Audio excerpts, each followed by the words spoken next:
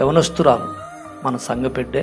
ఒకసారి వాళ్ళ మమ్మీ నేను వెళ్ళాను వారి ఇంటికి. ఆ బిడ్డల చదువు విషయంలో చాలా తర్జన భర్జన అవుతుంది. ఒక్కతే కష్టపడిద్ది, జాబ్ చేసుకుంటుంది, పిల్లల్ని పోషించాలి. పొద్దంతా స్కూల్లో టీచర్గా చేస్తూ ఆ స్కూల్ అవగానే మరలా హైటెక్ సిటీ అటువైపు ఒక ఇంటికి వెళ్ళి ట్యూషన్ చెప్పి దాంట్లోనే తన పిల్లల్ని తన కుటుంబాన్ని పోషించుకుంటూ ఈ ఇంజనీరింగ్ కాలేజ్ ఎలా వస్తుందో, ఏదో లక్షల ఫీజులు కట్టాలి కదా, మా వల్ల కాదన్నయ్య, ఏం చేయాలనో అర్థం అవ్వట్లేదు అని తన బాధ వ్యక్తం చేసుకున్నప్పుడు ఆ రాత్రి ఆ బిడ్డల కొరకు ప్రార్థన చేశాం. ఆ బీటెక్ కొరకు ప్రిపేర్ అవుతున్న బిడ్డే ఉపవాస ప్రార్థనలకు వచ్చింది.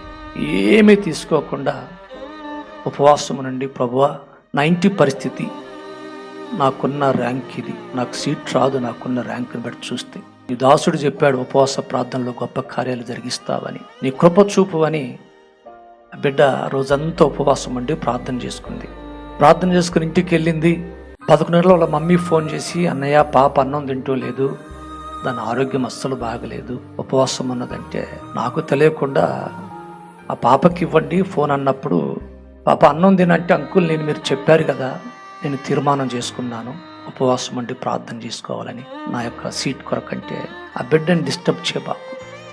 తను తీర్మానం చేసుకుంది, వాక్యానికి విధేయత చూపింది, ఏమీ అవ్వదు, రాత్రి అంతా కూడా ఉపవాసం ఉంది అన్నప్పుడు ఆ బిడ్డ అలా వదిలేసింది. నెక్స్ట్ డే మరలా ఉపవాస ప్రార్థనకు వచ్చి నాకు మెసేజ్ చూపెట్టింది ఆ బిడ్డ, అంకుల్ మంచి కాలేజీలో సీట్ వచ్చింది అంకుల్, ఫస్ట్ కౌన్సిలింగ్ అయిన దేవునికి స్తోత్రం, హల్లెలూయా, అసలు నా ర్యాంక్కి అసలు ఈ కాలేజీకి రాదు అంకుల్, రాదు, చాలా మంచి కాలేజ్ అంకుల్, నాకు ఆశ్చర్యం అవుతుంది అని చెప్పింది.